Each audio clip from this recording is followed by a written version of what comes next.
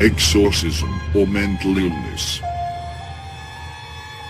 It's time for the truth behind the myths to reveal.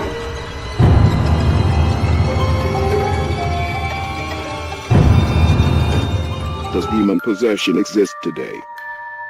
Psychologists' beliefs about demonology as being culturally or socially determined explanations for problems, which can otherwise be fully explained in psychiatric terms.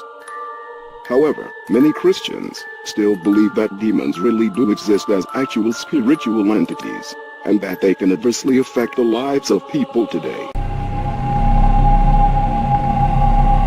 A Roman Catholic priest who has been performing exorcisms since 1952 has revealed how exorcists can tell the difference between a person who is demonically possessed and one who is struggling with mental illness. Father Cipriano de Mio explains that an exorcist usually says a prolonged prayer to the point where if the adversary is present, there's a reaction. He said that offenses against God and the Virgin Mary are common signs that someone may be possessed.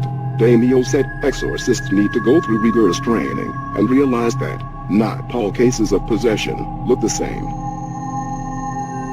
E fino al sacerdote in servizio in questo ministero per sapere come affrontare il caso? Per volontà di Dio, con amore e umiltà. Before giving consideration to the gospel accounts of demonization, it is interesting to reflect briefly on some of the general issues concerned here. For example, how did Jesus respond to the erroneous scientific views of his time? We have no account of Jesus ever trying to correct prevailing beliefs that the earth was flat. He does not seem to have engaged with Luke in a dialogue about the etiology of any of the illnesses that he healed.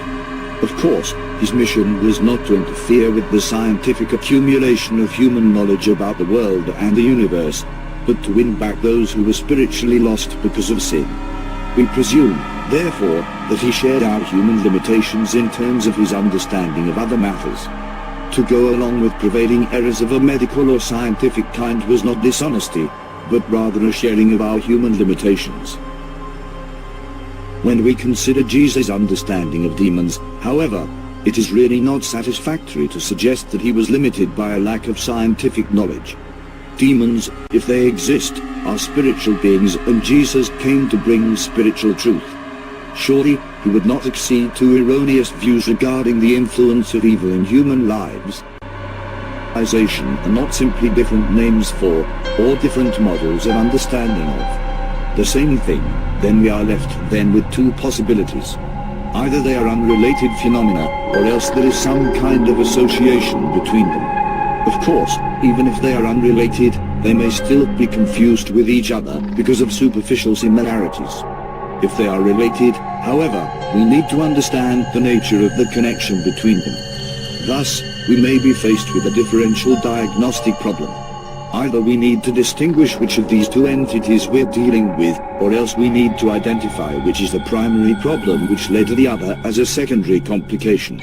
Alternatively, perhaps we may need to identify a third, independent, variable which gives rise to both demonization and mental illness.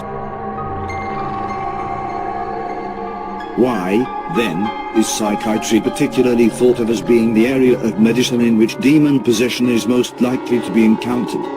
It is true that a behavioral disturbance and deliberate self-harm, such as that presented by the Gerasim, might also accompany psychiatric disorder.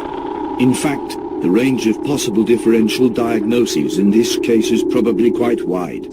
In the other biblical cases, loss of sight or hearing, and epilepsy could all have an hysterical basis rather than being due to a neurological diagnosis. Demon possession and mental illness, then, are not simply alternative diagnoses to be offered when a person presents with deliberate self-harm or violent behavior, although they may need to be distinguished in such circumstances, whether by spiritual discernment or the application of basic psychiatric knowledge. The relationship between these concepts is therefore complex. Differential diagnostic skills may have a part to play in offering help to those whose problems could be of demonic or medical psychiatric origin. However, spiritual discernment is of at least equal, if not greater, importance in such matters.